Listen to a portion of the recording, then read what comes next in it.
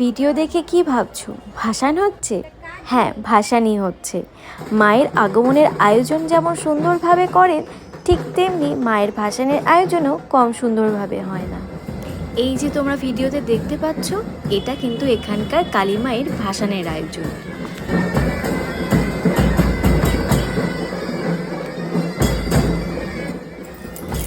আর দেখো দেখো, এই লোকটার মাথা কোথায়?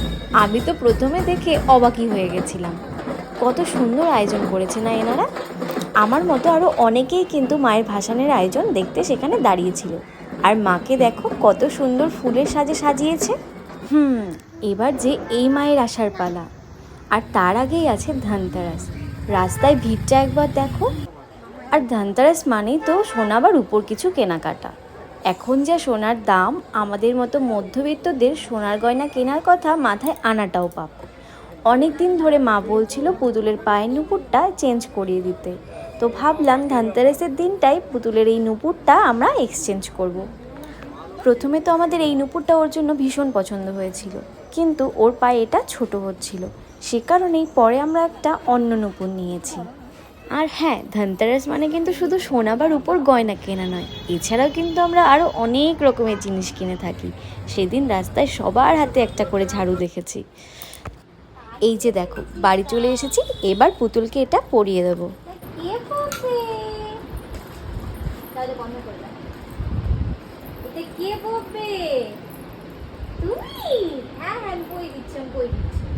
দাঁড়াও দাঁড়াও, এটা উল্টোভাবে লাগিয়ে দিয়েছে। ও এখন সব কিছু বুঝতে শিখে গেছে।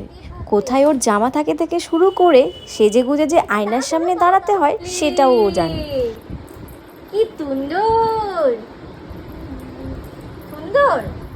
তোমরা অনেকেই আগের ভিডিও দেখে বলেছো পুতুল অনেকটা লক্ষ্মী মেয়ে। সত্যিই ও লক্ষ্মী মেয়ে, না হলে এতদিন ধরে হয়তো ওখানে একা থাকতে পারতো না আমাদেরকে ছেড়ে। কিন্তু ও দিদনকে যে কম জানায়নি সেটাও কিন্তু নয়। তবে আমি তো ওর এই দুষ্টুমিগুলোকে অনেকটা এনজয় করি। মাঝে মাঝে মাথা গরম হয়ে যায় ঠিকই, তবে সেগুলো আবার মানিয়েও নিই। পুতুল হ্যাপি, ভীষণ হ্যাপি। দেখো তো তোমরা পুতুলকে এই নুপুরটা পরে কেমন লাগছে। ও কিন্তু ভীষণ খুশি হয়েছে নুপুরটা পরে।